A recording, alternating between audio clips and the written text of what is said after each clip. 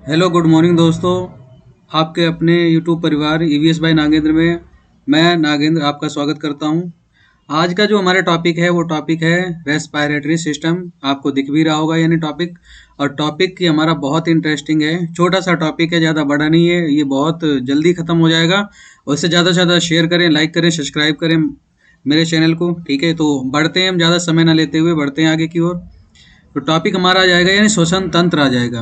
Topic हमारा होगा श्वसन तंत्र, रेस्पिरेटरी सिस्टम होगा कि श्वसन तंत्र में क्या क्या चीज़ें होंगी आपकी। ठीक है, श्वसन तंत्र में आपकी क्या क्या चीज़ें होंगी प्रॉपर।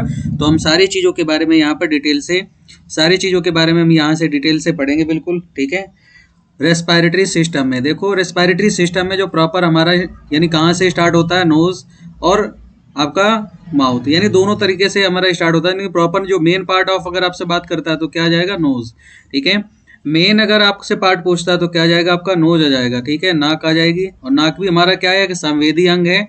और संवेदी अंग का मतलब होता है कि जो आपके सिंपल सा, जैसे सिंपल से शरीर में 5 प्रकार के संवेदी अंग हैं। ठीक है, जैसे आँख हो गया, कान हो गया, ठीक है, नाक हो गया, आपका स्किन हो गई आपकी। ठीक है, तो ये सारे के सारे आपको क्या बताते हैं, ये सारे के सारे आपको बताते हैं सिंपल सा हर चीज़। जैसे कान क्या है सुनने के लिए, आँख क्या देखने के लिए, जीभ क्या है आपको स्वाद के लिए, स्किन क्या है आपको महसूस के लिए, नाक क्या है आपको सूंघने के लिए। ठीक है भाई, तो ये सारी चीज़ें आपको पढ़ाएंगे आज। ठीक है, श्वसन तंत्र में क्या क्या चीज़ें आपकी भाग लेती हैं, श्वसन तंत्र में हमारा क्या क्या चीज़ें भाग लेती हैं। ठीक है, और ये सारी चीज़ें जो आपका फेफड़ा वगैरह है, ये सब कलर वगैरह सब पढ़ाएंगे आपको। क्लियर है, जो लंग्स वगैरह हैं ये सारे सब कुछ पढ़ाएंगे आपको। देखिए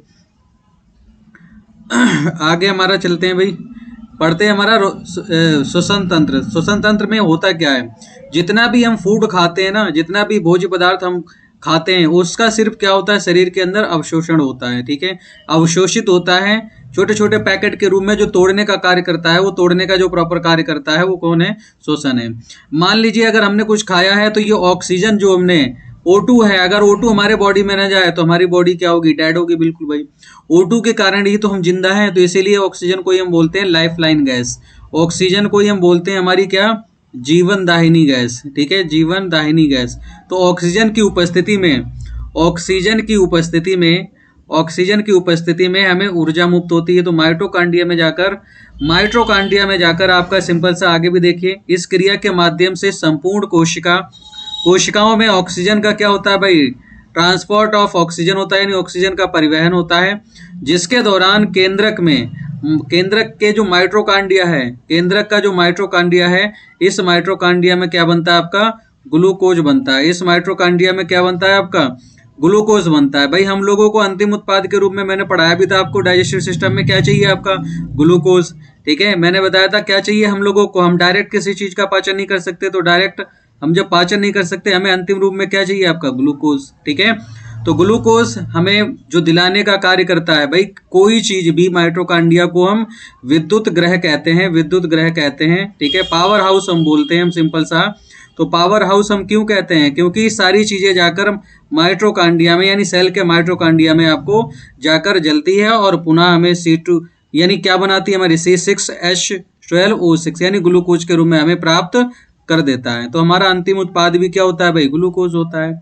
अंतिम उत्पाद भी हमारा क्या होता है, ग्लूकोज होता है। क्लियर है भाई, जो संपूर्ण शरीर में विभिन्न प्रकार के अंगों के माध्यम से पहुंचता है, जो संपूर्ण शरीर में विभिन्न प्रकार के अंगों के माध्यम से, तो यानी अब किसके किसके माध्यम से पहुंचता है, तो धमनी और शिरा। किसके माध्यम से, धमनी और शिराओं के माध्यम से विभिन्न प्रकार के ऑर्गन तक पहुंचने का कार्य करता है। ठीक है, तो ये पढ़ाएंगे आपको। ये जो छोटे छोटे भाग हैं इन्हें आपका प्लूरा कहते हैं। ठीक है, ये सारी चीजें आपको बताएंगे। ठीक है, ये सारी चीजें आपको बताएंगे यहाँ पे। बरोची हो गया, लंग्स हो गया, एल्वुलाई हो गया, ट्रेकिया हो गया, लैरिंग्स हो गया, फेरिक्स हो गया, सारी चीजें आपको पढ़ाएंगे। क्लियर है भाई, चलिए हमारा जो श्वसन तंत्र को मुख्यतः कितने भागों में बांटा गया है, श्वसन तंत्र के जो भाग हैं, जो हमारे ऑर्गेन्स हैं वो कौन कौन से हैं। तो सबसे पहले आ जाता है नोज, तो इसके बारे में भी पढ़ेंगे। यहाँ पे आपको मैंने बताया भी था, यहाँ से सिर्फ इतना इंपॉर्टेंट है आपका, यहाँ से सिर्फ इतना इंपॉर्टेंट है कि आपका जो नाक होती है, नाक की जो मेन हड्डी होती है जिसे हम बोलते हैं नेजल, नेजल बोन्स होती है आपकी। ठीक है, नेजल बोन्स होती है आपकी, नेजल बोन्स। क्लियर है, और नाक क्या करता है, सिर्फ स्मेल, जितनी भी स्मेल है, स्मेल को पहचानने का जो काम करता है, ठीक है, वो कौन करता है? आपका नाक। तो आगे पढ़ेंगे भाई, ग्रसनी क्या करता है आपका, यानी फेरिक्स क्या करता है, फिर स्वरतंत्र यानी लैरिंग्स क्या करता है, जो गलकंठ हम बोलते हैं जिसे, ठीक है, या स्वार नली जो श्वास नली जो ट्रैकिया है, इसके भी बात करेंगे। फेफड़ा है, फेफड़े की इकाई भी आपको बताएंगे प्लूरा, और प्लूरा किससे मिलकर बनी होती है और क्या क्या चीजों का काम करती है, एल्बुलाई कैसे बनते हैं आपका, ठीक है, सब बताएंगे आपको, ठीक है। फेफड़े पे जो लेयर होती है वो क्या होती है? प्लूरा, और जो स्मॉलेस्ट यूनिट ऑफ लंग्स आ जाएगा तो क्या आ जाएगा? एल्बुलाई। आगे बताएंगे आपको पूरा, ठीक है। ये नेजल कैविटी आपकी होती है, नेजल कैविटी में ही आपका सिंपल सा नाक का ये वाला जो भाग आपको दिख रहा है, ये नेजल कैविटी है, और ये ही जो बोन्स है आपकी, ये वाली जो बोन्स है, इसी को हम बोलते हैं नेजल बोन्स, इसी को हमारा बोलते हैं क्या आपका? नेजल बोन्स कहते हैं हमारा, ठीक है। नेजल हड्डी, नाक की जो हड्डी होती है वो कौन सी होती है? नेजल हड्डी होती है आपकी। देखिए तो डायग्राम में फिर आपका आ जाएगा फ्रंटल सी, देखो सिंपल सा आ जाता है, नेजल आ जाएगा आपका, फिर नोज आ जाएगा, फिर क्या आ जाएगा आपका? लैरिंग्स आ जाएगा, ट्रैकिया आ जाएगा, बरोचस आ जाएंगे, बरोचीज आ जाएंगे, फिर लेफ्ट लंग्स आ जाएगा, ठीक है। यहाँ पे अभी ये भी बताएंगे कौन सा लंग्स आपका छोटा होता है और कौन सा लंग्स आपका क्या होता है? बड़ा होता है। और लंग्स जिस पे रखा रहता है, ये जो लंग्स जिस पे रखा रहता है, इसी को हम बोलते हैं डायफ्राम, इसी को हम बोलते हैं क्या आपका? डायफ्राम। इसका भी यूज बताएंगे, और इसी में डायफ्राम में ही प्रॉपर सिंपल सा जब जो स्मोकिंग लोग करते हैं तो यहाँ ही बनता है आपका टार, यहाँ ही बनता है क्या आपका? सॉरी टार, ठीक है। यहाँ क्या बनता है आपका भाई? टार बन जाता है। क्लियर है?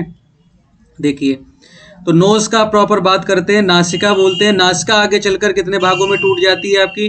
2 भागों में टूट जाती है। नासिका आगे चलकर 2 भागों में टूट जाती है। दोनों अंग एक दूसरे से नल सेप्टम, नसल सेप्टम या नेसल सेप्टम बोलते हैं इसी को हम बोलते हैं नेसल सेप्टम। नेसल सेप्टम के द्वारा क्या हो जाती है? अलग हो जाती है। मानव शरीर का यह क्या है?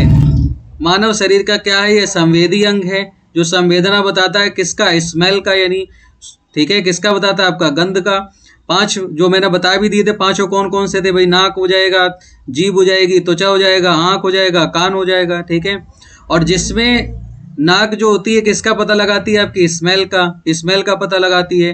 तथा नाक में जो रोम छिद्र पाए जाते हैं, जितने भी डस्ट पार्टिकल होते हैं, जितने भी डस्ट पार्टिकल होते हैं, डस्ट पार्टिकल को रोकने का कार्य जो प्रॉपर करता है वो कौन करता है?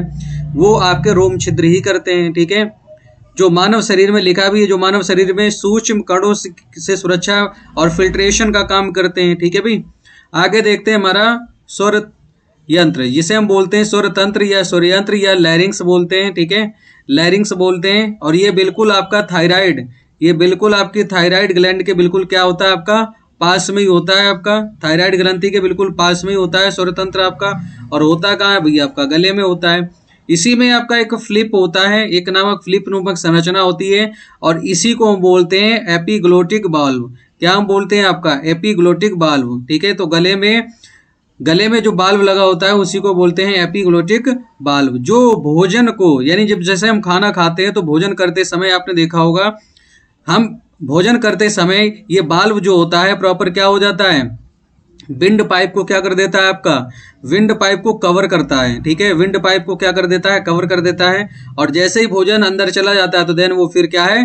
विंड पाइप को ओपन कर देता है। विंड पाइप को, यानी जो आपको खा रहे हैं फूड पाइप को क्या कर देता है? ओपन कर देता है, ठीक है।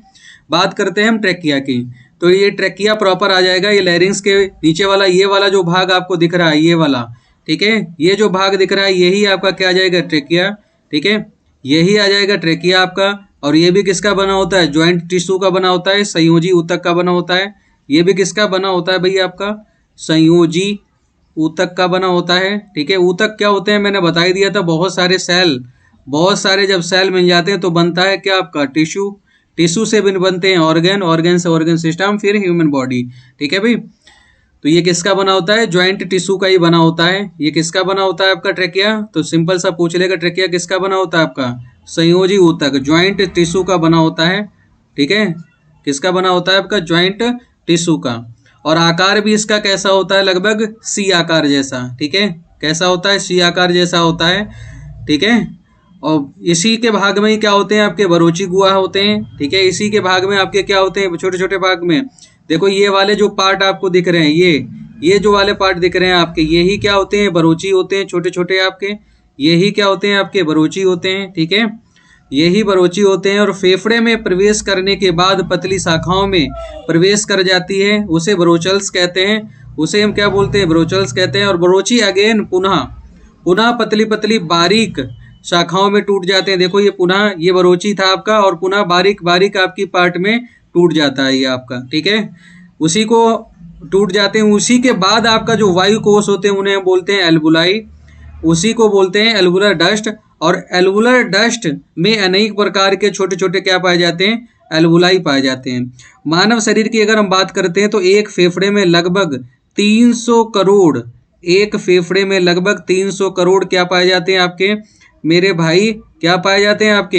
एल्बुलाई पाए जाते हैं, ठीक है। क्या पाए जाते हैं आपके? एल्बुलाई पाए जाते हैं। और एल्बुलाई जो हमारी है फेफड़े की क्या है? सबसे स्मॉलेस्ट यूनिट ऑफ लंग्स है। सबसे फेफड़े की क्या है? छोटी इकाई है, ठीक है। और फेफड़े की क्या है? सबसे छोटी इकाई है।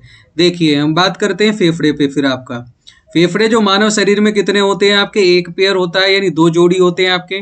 कितने होते हैं आपके? 2 जोड़ी होते हैं, सिंपल सा, ठीक है। 2 जोड़ी होते हैं, सॉरी 1 जोड़ी होते हैं, मतलब 2 होते हैं आपके, ठीक है। होते कितने आपके?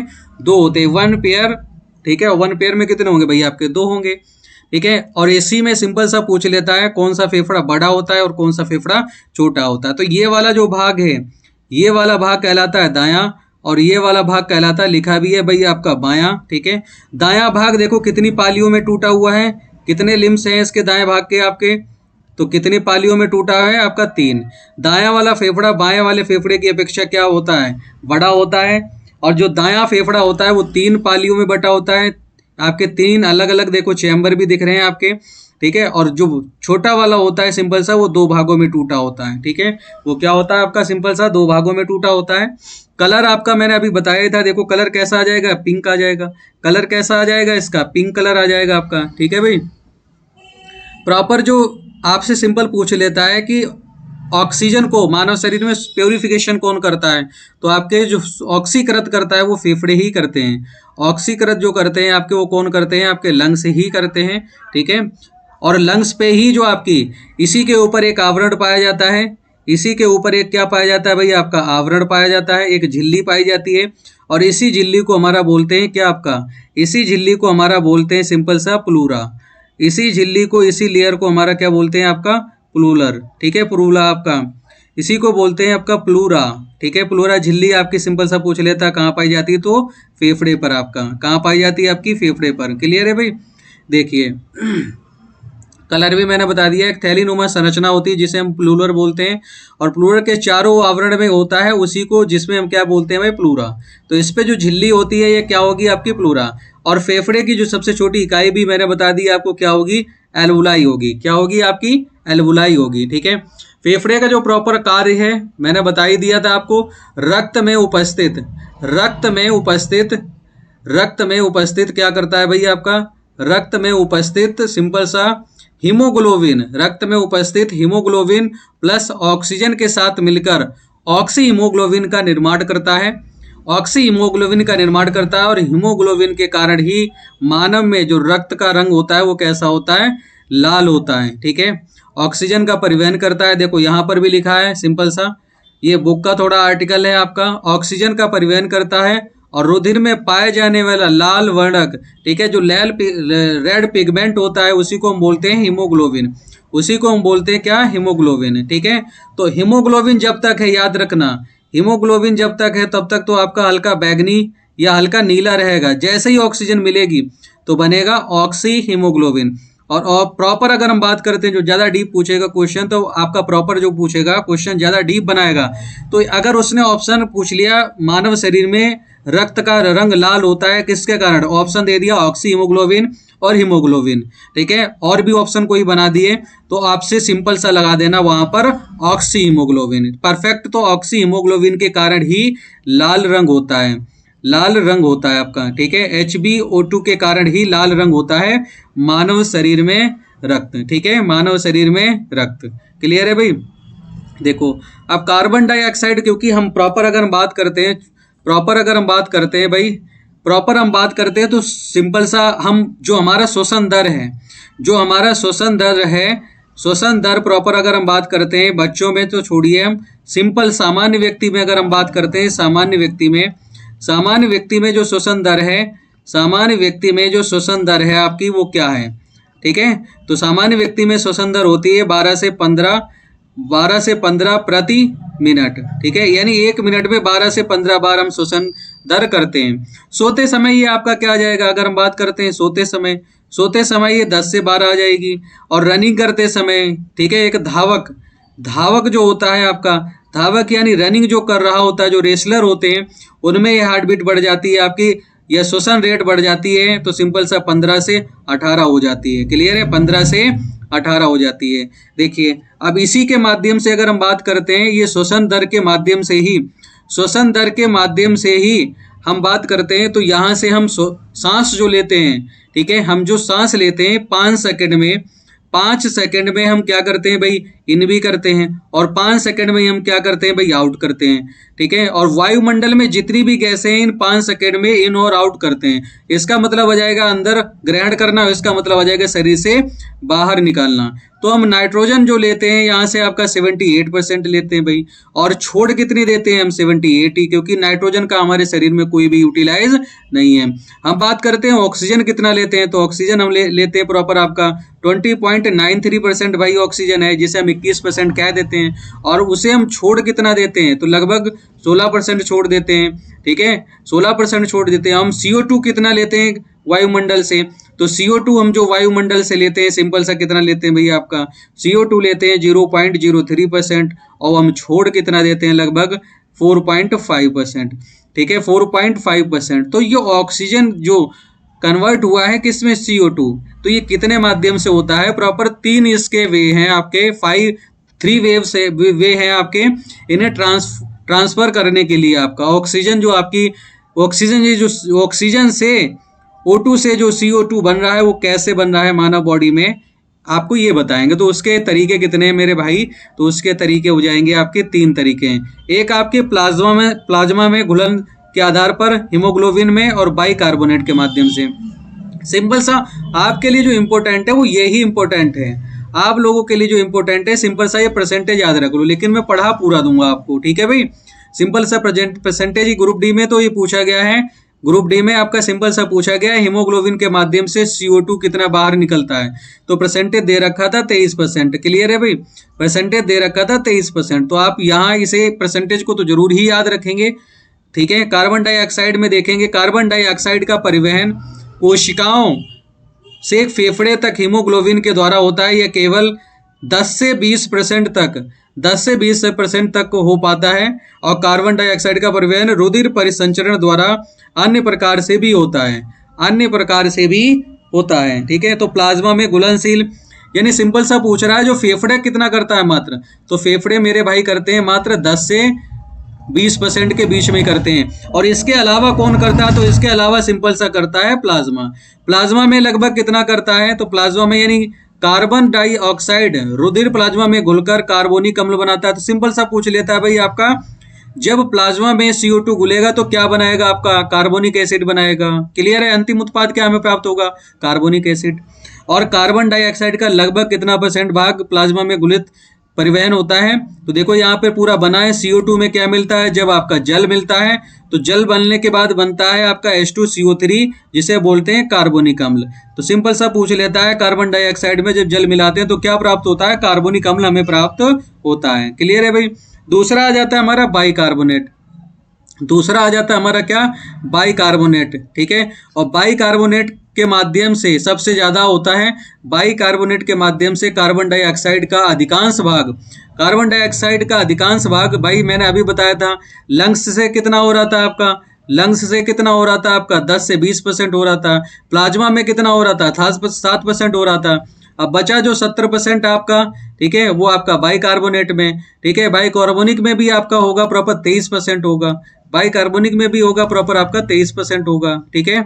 लेकिन अगर हम बात करते हैं, अब ये तो 100% से ज्यादा हो गया आपका प्रॉपर, तो यहाँ हम बात करते हैं ये वाला पार्ट है, इसमें भी भाग लेगा, इसमें भी भाग लेगा, लंग्स तो भाई तीनों में भाग लेंगे ना, ठीक है। तो कुल मिलाकर 100% ही CO2 को बाहर निकालते हैं। और याद रखना, जितनी हम श्वसन लेते हैं, जितनी हम सांस लेते हैं, यानी 500 ml हम सांस लेते हैं तो 500 ml ही हम क्या कर देते हैं, उसे छोड़ देते हैं। बट हम क्या करते हैं मेरे भाई, एक्सचेंज करते हैं, ठीक है। हमारे अंदर 1% भी गैस रुकती नहीं है, हम उसे यूटिलाइज कर लेते हैं हम, और छोड़ देते हैं हम CO2 आपका, O2 लेते हैं और CO2 छोड़ देते हैं, ठीक है।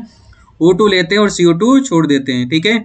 यह रुधिर पोटेशियम तथा प्लाज्मा के सोडियम से मिलकर पोटेशियम बाइकार्बोनेट एवं सोडियम बाइकार्बोनेट का बनाता है। देखो यहाँ पे पूरा लिखा भी है, कार्बन डाइऑक्साइड प्लस O2 क्या बनेगा, कार्बोनिक एनहाइड्रेट बनेगा, ठीक है। फिर बनेगा कार्बोनिक अम्ल, फिर बनेगा बाइकार्बोनेट, फिर बनेगा बाइकार्बोनेट। सेकंड ये स्टेप आ जाएगा, इसका सेकंड स्टेप आ जाएगा, क्लियर है भाई। सेकंड स्टेप में क्या बनेगा, सोडियम बाइकार्बोनेट, सोडियम बाइकार्बोनेट जिसे हम बोलते हैं खाने वाला सोडा, खाने वाला सोडा बोलते हैं, ठीक है भाई, खाने वाला सोडा, क्लियर है।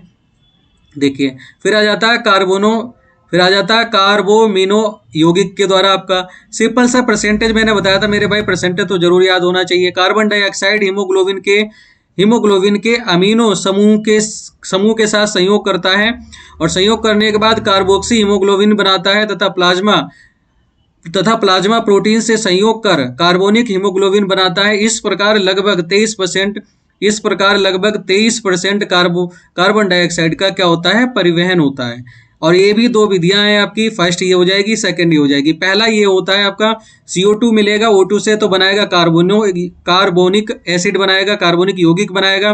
फिर हीमोग्लोबिन प्लस नाइट्रिक मिलेगा तो आपका CO2 के साथ तो बनाएगा फिर आपका कार्बोनिक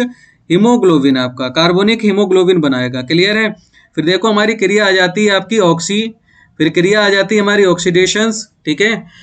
ऑक्सीडेशन यानी ऑक्सीकरण आ जाती है आपकी, सिंपल सा सब क्रिया आ जाती है हमारी, सिंपल सा ऑक्सीडेशन। तो क्रियाएं हमारे पास दो प्रकार की होती हैं, एक ऑक्सीकरण, एक होती है क्या, अनऑक्सीकरण। ऑक्सीकरण की क्रिया होती है ऑक्सीजन के प्रेजेंट में। भाई इसे इंग्लिश में अगर हम बात करते हैं क्या कहते हैं, ऑक्सीडेशन को, ऑक्सीकरण को हम बोलते हैं क्या बोलते हैं हमारा, सिंपल सा आपका एरोबिक, ठीक है, रेस्पिरेटरी। और अनॉक्सीकृत को अगर हम बात करते हैं अनॉक्सीकृत को क्या हम बात करते हैं, तो सिंपल सा बोलते हैं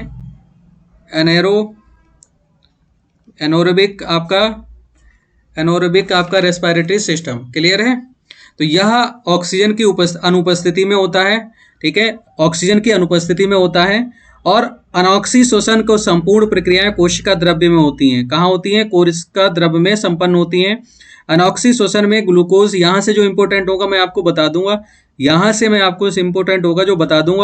और सिंपल सा यहाँ से भी आपका अभी यूपी टेट में क्वेश्चन आया था जो एग्जाम कैंसिल हुआ था। अनॉक्सी शोषण में ग्लूकोज का अब आंशिक ऑक्सीकरण होता है एवं क्या बनता है, सिंपल सा लैक्टिक एसिड। सिंपल सा पूछ लेता है अनॉक्सीकृत